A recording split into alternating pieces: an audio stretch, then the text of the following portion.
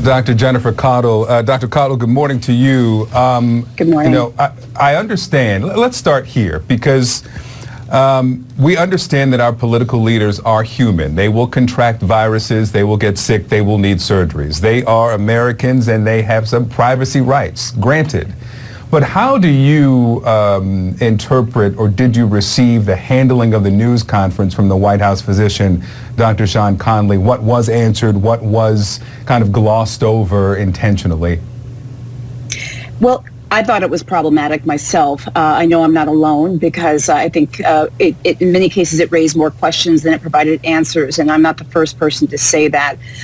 You know, one of the problems with it, and you're right, Victor, that, you know, there's a separate discussion that could be had about, you know, what right do we have to this information? Do we even have a right to this information? The patient is the president is a patient, et cetera. That's a different conversation. But one of the problems that's come out of this press conference, or at least the information, is that we've realized, number one, that the timeline has proven to seem inconsistent, which raises questions and really sort of brings out concerns about when the president was actually diagnosed, when he might have been contagious, if he could have infected others. The second issue, which is a very important issue, is we all want to know how well he's doing. And not having sort of a clear view of that or consistent message about that, not only does it make us worried, he is the president of the United States. Of course, we want him and everyone else to do well.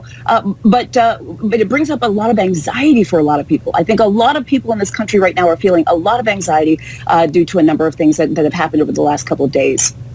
So when you watched the president's address yesterday, was there anything in his demeanor, anything that you could see that stood out to you?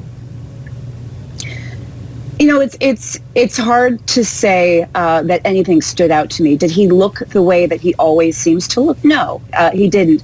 But is it difficult to say judge a 4-minute video or some snapshots, some still photos in time? It absolutely is. We can't read a lot into that. We don't know what prep happened before those photos or videos or et cetera. You know, if there was hair and makeup and things of that nature. I'm not implying that there was. The point being is you can't draw a lot from those, which is why the facts do matter. And again, whether we have a right to those facts, that's a different discussion. But that's why the timeline and the facts matter. We know that people can spread COVID-19 48 hours before they develop symptoms or have a positive test. And so with this timeline being in question and the number of events that have happened, political events that the president was involved in and other people, it makes us worry. Are there going to be more people that turn positive? We've talked about the Rose Garden event, et cetera. You know, these are real concerns that we all have, not only for America, but also our leadership at this time. Let's focus in specifically, and let's keep this picture up, guys.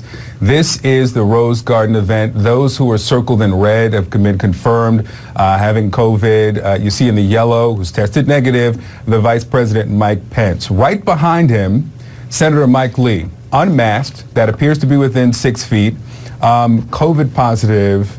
We know that the vice president will be participating in the debate on stage in 3 days, and in 4 days he'll return to campaigning with an in-person rally in Arizona. Dr. Caudle, we've been discussing the CDC guidance from the start of this pandemic, and the guidance suggests that he should quarantine, and Mike Pence is the chair of the White House Coronavirus Task Force. Should he be quarantined? Should he be on that stage on Thursday and in Peoria, Arizona on the stage on Wednesday and then in Arizona on Thursday?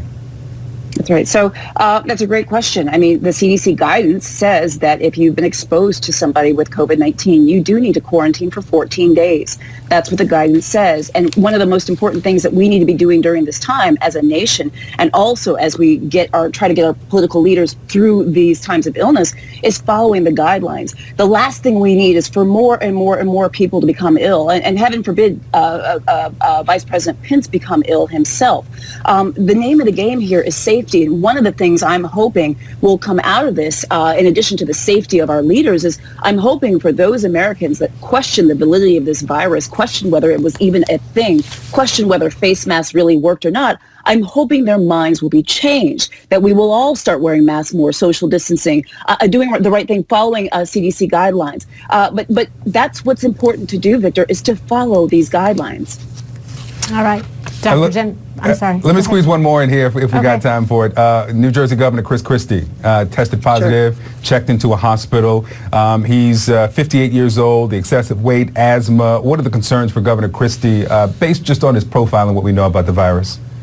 Sure. So we know that, obesity tends to be a risk factor for more high-risk complications from COVID. We know that there are other underlying medical conditions that can confer a higher risk profile as well. He has some of those, so that does put him at higher risk. I do want to point out, I'm really, really glad that he is under medical advisement, under medical care, and getting appropriate care.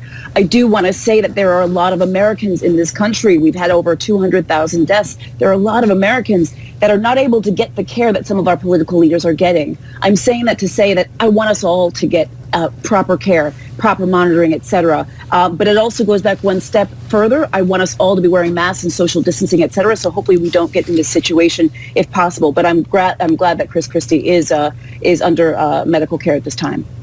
We all are. Yeah, we want everybody to be all right here. Dr. Jennifer Caudle, Right. Always grateful to have you with us. Thank you, ma'am. Thank you.